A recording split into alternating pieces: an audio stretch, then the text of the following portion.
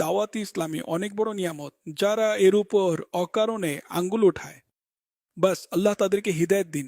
অনেক বড় নিয়ামত দাওয়াত ইসলামী, আর ইমান সুরক্ষার অনেক শক্তিশালী প্রাচীর আল্লাহ আমাদেরকে দান করেছেন।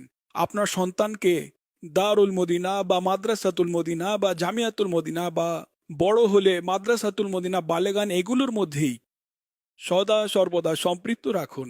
দরজ দিতে থাকুন, 12 দিনই কাজ করতে থাকুন, দরজ শুনতে থাকুন, সাপ্তাহিক ইজতেমা অংশগ্রহণ করতে থাকুন।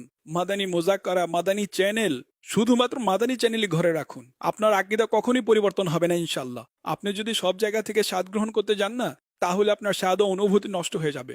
এর আশঙ্কা রয়েছে। চারুদিকে শুধুমাত্র এর বিশৃঙ্খলা বিরাজ করছে। বিভিন্ন ধরনের, মনে করুন যে ইমানের চোরও এর মধ্যে রয়েছে যারা বিশৃঙ্খলা ছড়াচ্ছে। বিভিন্ন ধরনের পোশাক পরিবর্তন করে, রূপ পরিবর্তন করে এবং বেশভূষা পরিবর্তন করে বিস্তারিত মাঝে মধ্যে উপস্থাপন করি, কিন্তু আমি বেশি কিছু বলতে পারি না।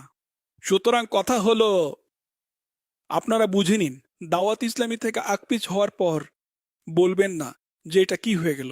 দাওয়াত ইসলামী জিন্দাবাদ ইনশাআল্লাহ। আপনার পশমে পশমে আওয়াজ উঠুক, দাওয়াত ইসলামী জিন্দাবাদ। দাওয়াত ইসলামী জিন্দাবাদ। এটাকে কখনো ছাড়বেন না, দাওয়াত ইসলামীকে ছাড়বেন না। এটাই আপনার সংস্পর্শ, এটাই আপনার বন্ধু। এই দাওয়াত ইসলামীতেই আপনার উঠা বসা, মা বাবা সবকিছুই দাওয়াত ইসলামী ইনশাআল্লাহ।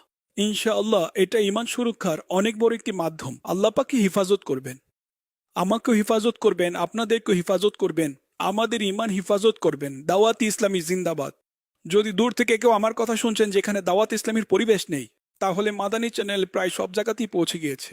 আর এখন অনলাইনের মাধ্যমেও ব্যবস্থা করা সম্ভব। অর্থাৎ এমন কোনো মাধ্যম হোক যেন দাওয়াত ইসলামীর সাথে যোগাযোগ থাকে, তাহলে ইনশাআল্লাহ মদিনা মদিনা হয়ে যাবে।